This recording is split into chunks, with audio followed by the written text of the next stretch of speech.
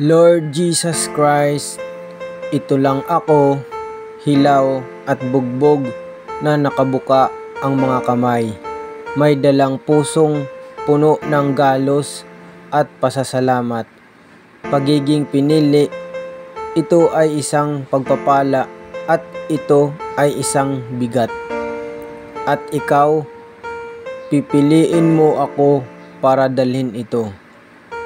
Alam ko na ngayon, salamat sa bawat sandali na natatangay sa akin, para sa bawat pagsubok na naghubad sa akin hanggang sa aking mga buto, para sa mga araw na walang saysay at sa mga gabing parang walang katapusan.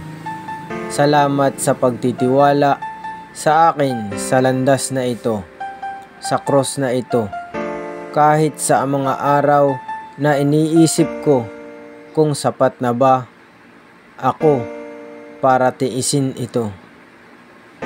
Alam kong lahat ay may kanya-kanyang cross, kanya-kanyang mga laban na nakatago sa ilalim ng mga tahimik na mukha. Hindi ako iba, walang mas mataas, hindi na karapat-dapat, ngunit kahit papaano ay pinili mo akong maglakad sa ganitong paraan, para maramdaman ang magaspang na gilid na nahuhubog ng apoy.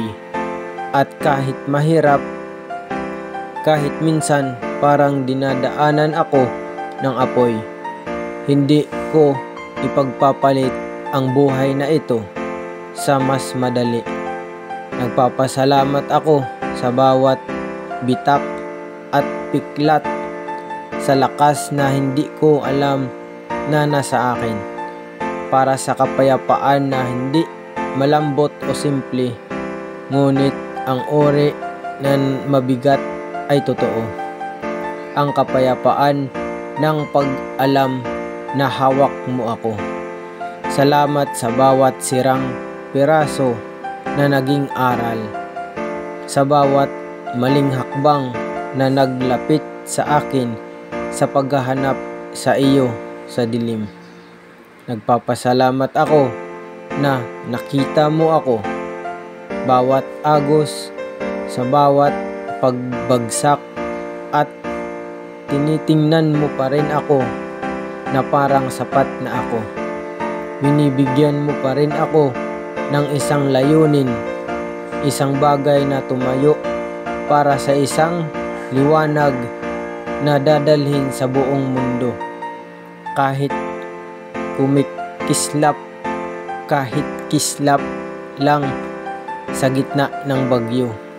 Lord Jesus Christ, nagpapasalamat ako sa mahirap na daan na ito, sa pagtuturo sa akin na ang lakas ay hindi imperfection, ngunit sa mga bitak ang mga lugar na pumapasok sa liwanag. Nagpapasalamat ako sa mga tahimik na sandali na nararamdaman kong malapit ka, at para sa mahirap kapag naaalala ko kung bakit ko tinatahak ang landas na ito. Maaaring madapa ako, maaaring magduda, baka mawala ako sa anino, pero alam kong nandyan ka, steady na nagbabantay sa akin, na parang pangako. Kaya ito ako, bugbog at hindi perpekto, ngunit sa iyo pa rin ako. Salamat sa landas na ito, sa bigat at biyaya, sa bawat hakbang na naglalapit sa akin sa iyo. Amen. Amen.